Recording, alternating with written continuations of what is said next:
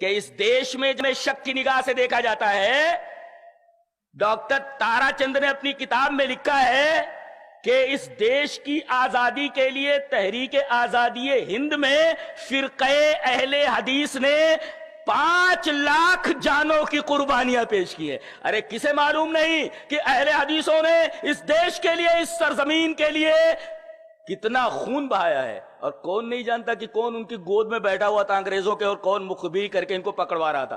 اور میں ذرا اس حدیث پاک سے ایک واقعہ جوڑ دوں جو میں نے اہل حدیث کی تاریخوں کو مطالعے کے وقت حاصل کیا ہے۔ الزام یہ ہے کہ ملکہ وکٹوریا سے انہوں نے اپنا نام بنوایا۔ کنہوں نے؟ اہل حدیثوں نے۔ ان سے پہلے ان کا نام اہل حدیث نہیں تھا۔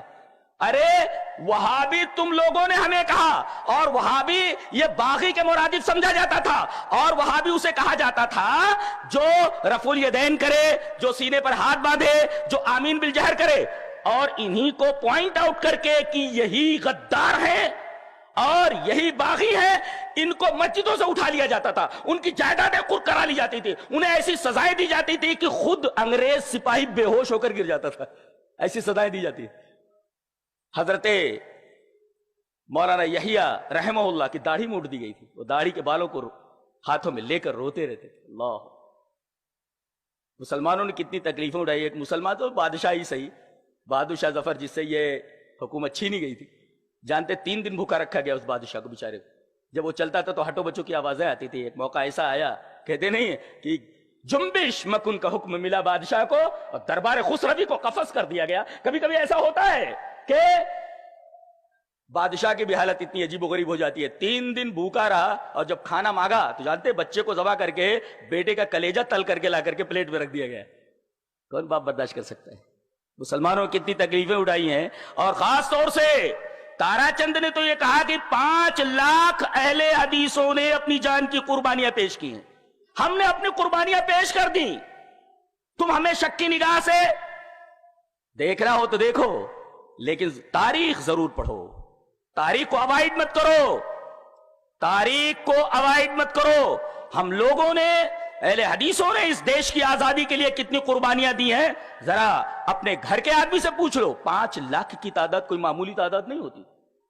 اور درختوں کے اوپر، شاہراہ اعظم کے اوپر مسلمان اہل حدیث علماء کی لاشیں ایسے لٹکتی جیسے پھل لٹکا دیے گئے ہوں، ہزاروں لاکھوں کی تعداد میں۔ اللہ، اور یہ تو رہا معاملہ ڈاکٹر تارا چند کا جو انہوں نے بیان کیا۔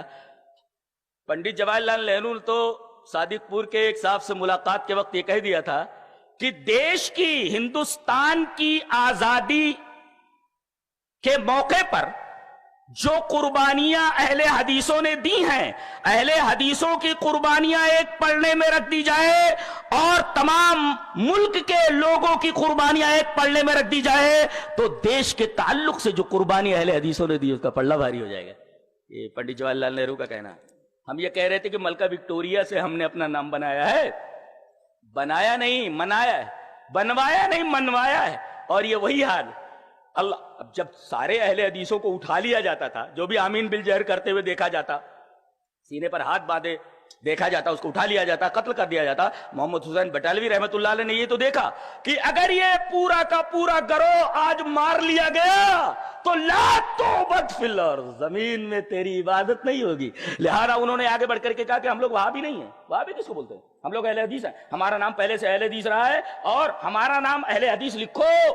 ہم نے اپنا نام بنوایا نہیں بلکہ منوایا ہے، اور محمد حسین بٹالوی رحمت اللہ علیہ کے پیش نظر وہی حدیث تھی، اور نبی پاک صلی اللہ علیہ وسلم کا وہی اسوہ تھا کہ اگر یہ جماعت آج مار لی گئی تو زمین پر اللہ تبارک و تعالیٰ کی عبادت نہیں ہوگی۔ آپ کی وجہ سے تو بدعتیں، آپ کی وجہ سے شرک، آپ کی وجہ سے یہ ساری خرافات، یہ خوف زدہ ہیں، خوف زدہ ہیں۔ آپ نہ ہوتے تو اللہ تبارک و تعالیٰ کی عبادت صحیح شکل میں نہیں ہو پاتی۔ بہت سارے لوگوں کے پاس اسلام ہے، لیکن آپ کہہ سکتے ہیں کہ وہی اسلام تو جو رسول اللہ صلی اللہ علیہ وسلم لائے؟ آپ کہہ سکتے وہی اسلام؟ صحابہ آج آ جائیں تو حیرت زدہ ہو جائیں گے کہ یہ وہی اسلام جس کے لیے ہم لوگوں نے قربانیاں دی تھی، یہ کیسا اسلام ہے لوگوں کے پاس؟ یہ کیسا اسلام؟ تو اصل اسلام تو آپ کے پاس ہے، اصل چیز تو آپ کے پاس ہے۔ تو آپ کو خوش ہونا چاہیے کہ آپ کون ہیں اور آپ کس کا امتداد ہیں۔ اللہ، اس حدیث کی روشنی میں۔ تو جہاں تک مسئلہ ہمارے مسلک کا ہے، ہماری بنیاد کا ہے، ہمارے نعروں کا ہے، اور اسی طریقے سے قرآن و حدیث سے ہماری وابستگی کا ہے، ہماری بنیاد کا ہے، یہ ساری چیزیں آپ کی سمجھ میں، ہم کس کا امتداد ہیں وہ بھی ہماری سمجھ میں آ گیا۔ آخری بات چاہتا ہوں کہ یہ بیان کر دوں کہ ہم لوگ 50 سے باہر ہو گئے ہیں،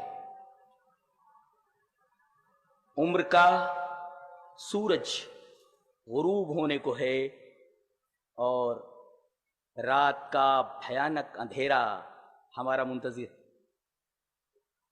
یہ وقت نہیں ہے، یہ ماحول نہیں ہے کہ ہم اس طریقے کے اختلافات میں الجھیں، جن اختلافات کی طرف ڈاکٹر سعید احمد فیضی صاحب نے اشارہ کیا، اس لیے کہ ہم لوگ 50 سے باہر ہو چکے ہیں، اور جلد ہی پتہ نہیں وقت آ جائے، رب تعالیٰ کی طرف سے ہمارا بلاوا آ جائے۔ شاعر نے بہت اچھا کہا ہے کہ اپنے بالوں کی سفیدی پہ سہم جاتا ہوں، اپنے بالوں کی سفیدی پہ سہم جاتا ہوں، زندگی اب تیری رفتار سے ڈر لگتا ہے۔